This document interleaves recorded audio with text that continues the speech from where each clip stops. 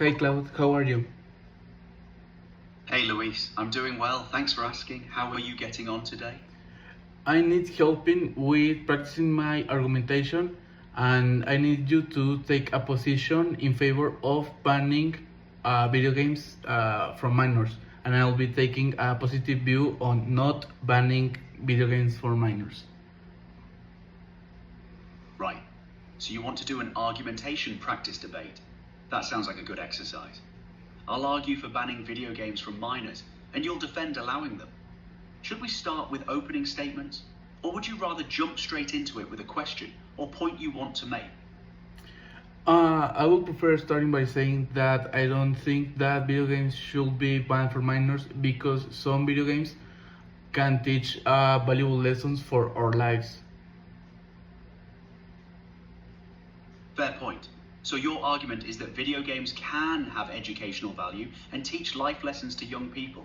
That's a solid foundation. Right. Here's my counter. While some games might have educational elements, the majority of games minors play are designed purely for entertainment and engagement, often with manipulative mechanics that can be addictive. The risks, like sleep disruption, reduced physical activity, and exposure to inappropriate content, outweigh any incidental learning that happens. What's your response to that? Well, for the exposure to inappropriate content, that's mainly a job for the fathers. So I don't think that that should be a point to be considered as why minors shouldn't play video games. And I also want to talk about sleep disruption because some consoles have included already a timer inside of them so that the parents can put a time limit on how many time do the child's play.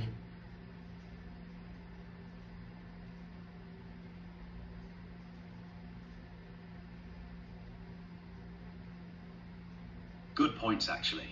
You're right that parental controls exist and that responsibility falls on parents to set boundaries. But here's where I push back. Relying on parents to manage this puts the onus entirely on them. And not all parents have the knowledge or discipline to enforce these limits effectively. And while some consoles have timers, many kids find ways around them or play on devices without such protections. Beyond that, even with time limits in place, the addictive design of modern games, particularly the ones targeting minors, is specifically engineered by developers to keep players hooked. Shouldn't we protect young people from that manipulation, rather than expect parents to fight it alone? Although that's true, some video games are designed purely to engage the younger population. There are other games that are mainly for educational purposes, like for example, online chess, online Sudoku. There are many examples like this of video games that are not purely for stimulation. You're making a solid point there. Games like chess and educational platforms do exist and clearly have value. I'll concede that not all games are designed to manipulate. But here's the thing. Those genuinely educational games make up a tiny fraction of what minors actually play. The market is absolutely dominated by engagement-driven titles designed to maximize screen time and spending. So even if we acknowledge that good educational games exist, a blanket ban would protect the vast majority of young people from the genuinely harmful ones, whilst those who want chess or educational content could still access it through other means like physical boards or dedicated learning platforms. Wouldn't that be a reasonable trade-off? I was thinking more on the how is the market dominated on engagement driven because there are, as I stated already, there are some games that could benefit you on daily life because like for example some games like the engagement driven mainly can focus also the concentration on these kids, probably not in the best areas because obviously they are prioritizing games over other things, but they can enhance focus and concentration, and maybe they can adapt these ideas to other things, like for example in a future, probably in classes or while doing homework.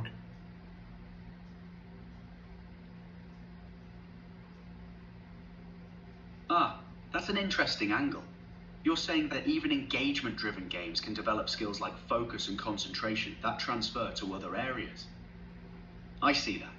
But here's my counter-argument. If we want to build those skills effectively, there are far more efficient and healthier ways to do it. Traditional activities like sports, reading, puzzles, or musical instruments develop concentration without the addictive mechanics or the dopamine manipulation that game designers deliberately build in. A teenager could develop the same focus skills through homework or learning an instrument in a fraction of the time, without the risk of developing unhealthy gaming habits. Why allow the risky path when safer alternatives achieve the same outcome? Uh, well, I disagree with you on your last point, since as you stated, gaming has unhealthy habits.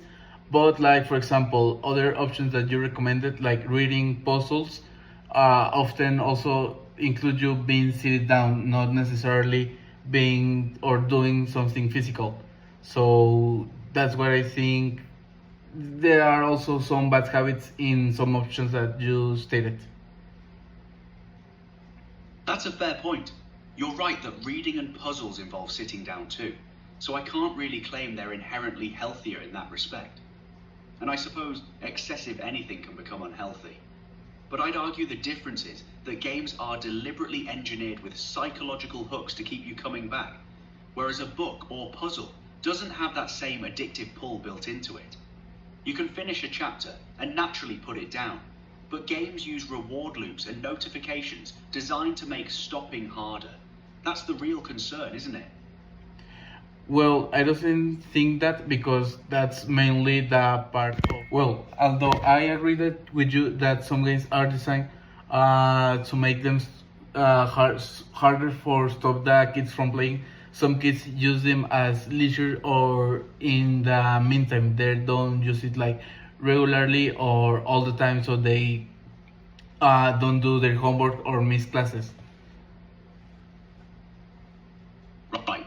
So you're saying some kids can use games responsibly as occasional leisure without letting it interfere with their duties, homework, school, and so on. That's true for some disciplined youngsters, definitely. But here's the rub. We'd be legalizing games for all minors based on the assumption that they'll self-regulate, when adolescent brains are still developing their impulse control.